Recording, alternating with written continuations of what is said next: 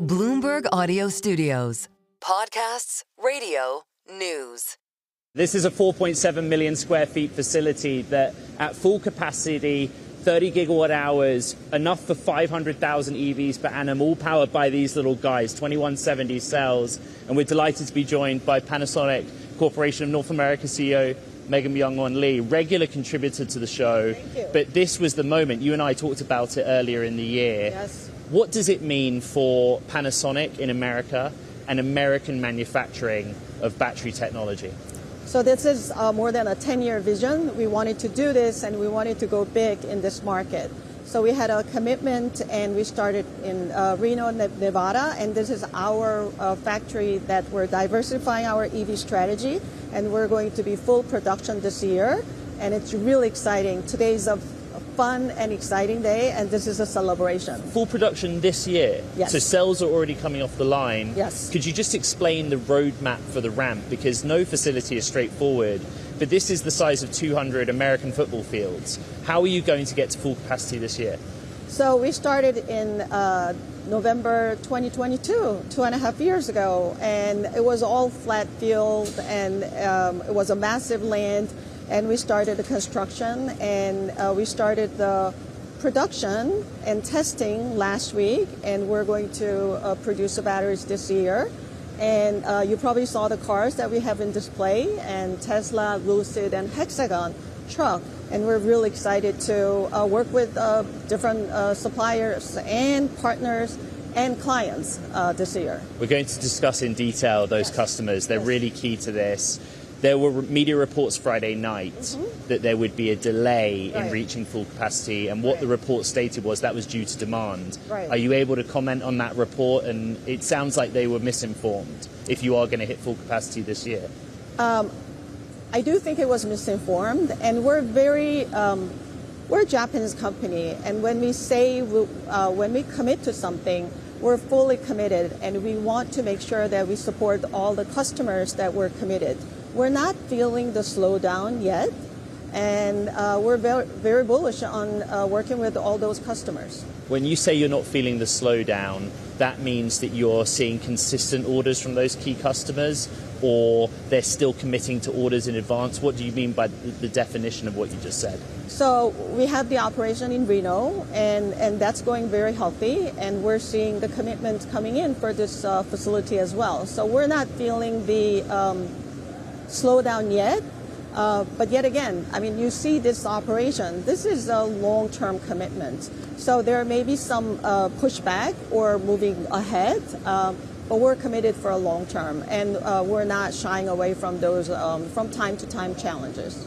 Throughout the morning, there was a lot of discussion about Tesla because Tesla makes the best-selling EV model in the world.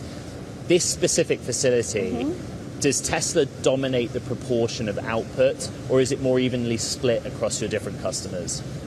So we're working with Tesla for sure, and we're working with Lucid and Hexagon and other clients. So it is to diversify our EV manufacturing in the United States. What do you mean by diversify? Move away from one sort of core customer? No, not really. We're expanding, right? So we're definitely working with Tesla, but we want to work with other established OEMs as well as startups. So it's part of our efforts to expand our strategy and manufacturing output as well.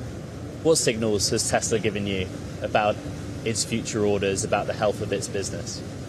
Your guess is as good as mine, but we have a long-term relationship, longer than anyone else, and they're still a very important strategic partner for us, and I believe our partnership is very strong. Throughout the morning, there was a lot of discussion of how Kansas was the absolute best candidate.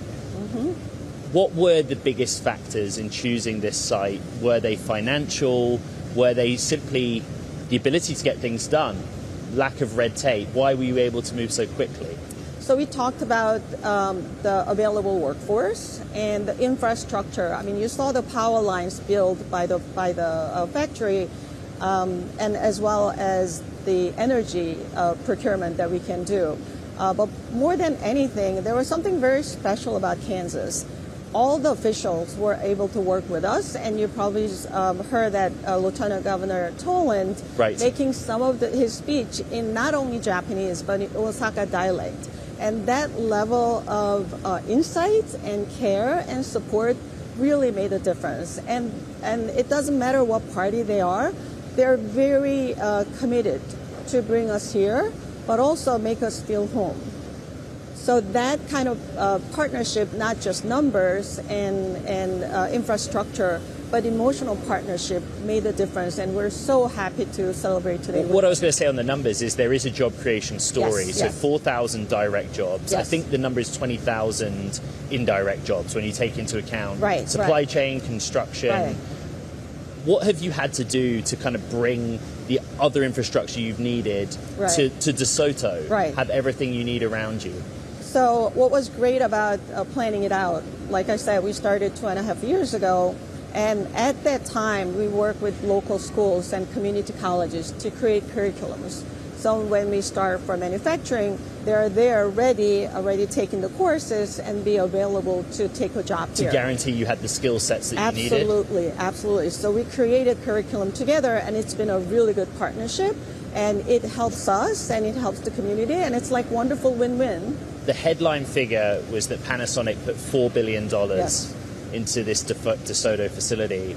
But you were also, the reported number is eligible for almost $7 billion from the Inflation Reduction Act. Mm-hmm. How much of that materialized? We haven't started the manufacturing here, so we have not seen the incentives yet. They're set against milestones. Yes, yes. So it comes with the production. So we're looking forward to it, and it's definitely a big part of our investment. Do you anticipate that you will get access to the full tranche of money? We certainly hope so. Things have changed. I mean, Yes. things have changed even since you and I spoke in January. Right. There is some effort underway to reshape or Yes. undo Yes. the Inflation Reduction Yes. Act. It seems like the $7,500 credit, which goes to the consumer on Yes. the vehicle, Right. will go. Yes. But the 45X manufacturer credit Yes. seems intact. Yes. How have you navigated that? Is that your read on the scenario as well? So we're still very hopeful that should remain, and I think it should remain. It's not only for us, but it's for creating jobs and manufacturing and bringing technology to U.S. So far it's very positive, and we're hopeful that it stays. It will be a big part of our long-term strategy. What's the supply chain story right now for DeSoto, Kansas? When you think about your raw material needs and everything that goes into the cell process, are there things that are still difficult? What are they? Or has bringing this facility online been smoother because of policy? We have been planning for the supply chain resilience, not just for this and recent tariff situation, but from COVID. During COVID, we really suffered from weak supply chain. I mean, I think all the industry did, and so did we.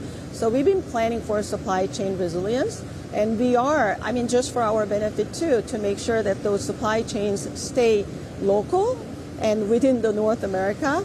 And our goal is to complete 50% of our supply chain by 2030 to be completely local.